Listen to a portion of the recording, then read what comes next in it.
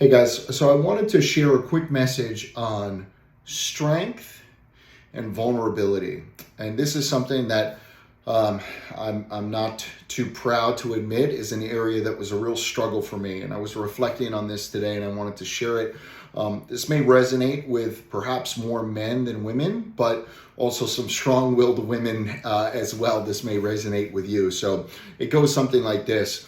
For many, many years of my life, I thought that in order to earn love, to express love, to be loved, I needed to show strength. And I'm a pretty tall, kind of more muscular type guy. So for me, it was very easy to fall into that role of, hey, I'm equating being strong with being loved, with being respected, with being seen, with being heard. What I came to realize is that whatever amount of love, respect, being seen, being heard, I was able to get from being strong, right? Like showing alpha male strength, really connecting with my masculine divine energy for strength. Whatever love I was able to get via those means was incomplete. And by that, I mean, it never really filled me up inside. There was a piece of it that I was missing. Now, that's not to say that having that strength is not important. That is an important aspect of giving and receiving love. We need to be strong sometimes. There's no doubt about it. We need to be strong. But what I came to realize is that through vulnerability, through connecting with the divine feminine energy, which also exists inside of me, it exists inside of all of us, both the divine masculine and the divine feminine. When I was able to start to be vulnerable, to be humble, to let people know that, hey, I'm not perfect. And there are moments where I may be weak. There are moments where I may need help.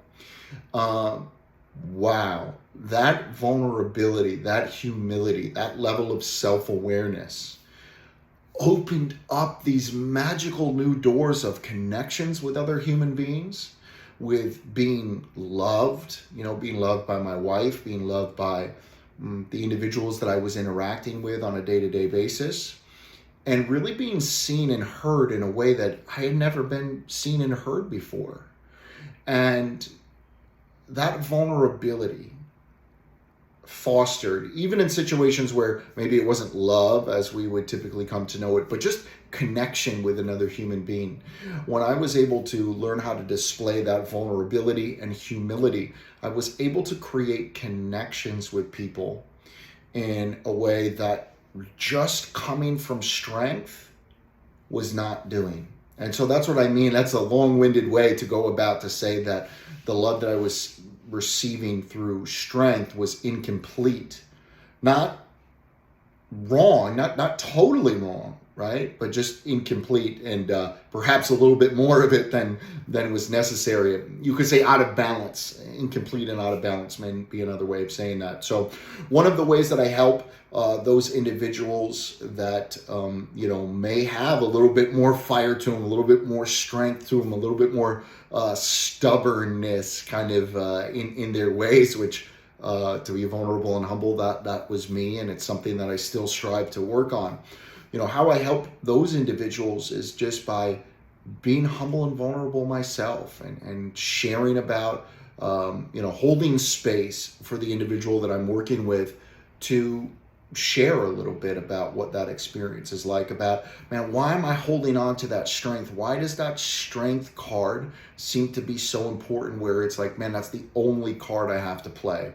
Where did that programming come from? What life experiences did you have, right, which made you or me, right, feel like we had to display that strength, otherwise we weren't going to be seen and heard, and we weren't going to be loved? So, holding the space for that individual to just unpack that, right? And then from there, being vulnerable, connecting, being vulnerable, acknowledging that, there is this aspect of us that wants to be humble and wants to be vulnerable, but we're afraid because maybe we did that before in the past and it didn't work out, or maybe we just never really saw how to do it. We never really learned how to do it.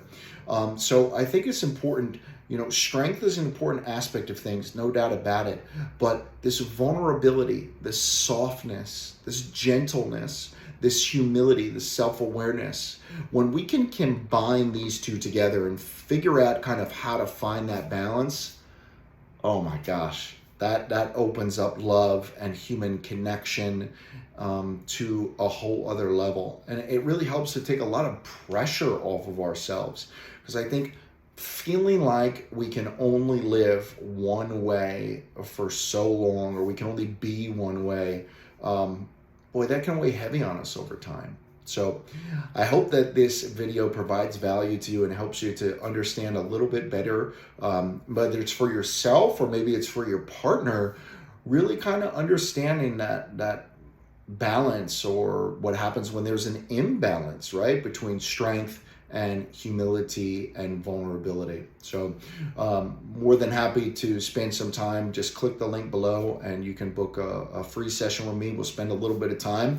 We'll peel back the onion a little bit and see, hey, maybe where did some of this come from? Where this mental programming of, oh my gosh, I've got to be strong 24/7, 365. Hey, where did that come from? And is it true? And is it really serving us to live the healthiest, happiest life that we want?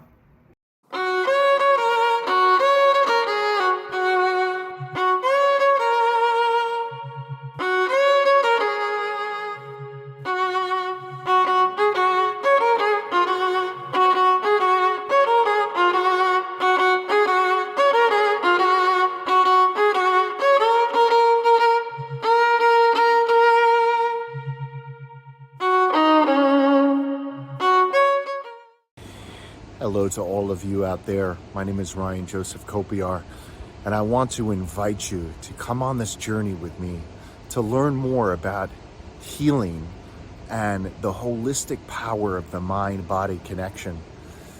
I think at the end of the day, we all want to live a happier, more joyful and fulfilled life. And my hope is that together on this journey, we can explore the mind-body connection and what it means to truly experience inner healing. So I want to thank you for joining me, and hopefully this will be an exciting journey that we can all take together.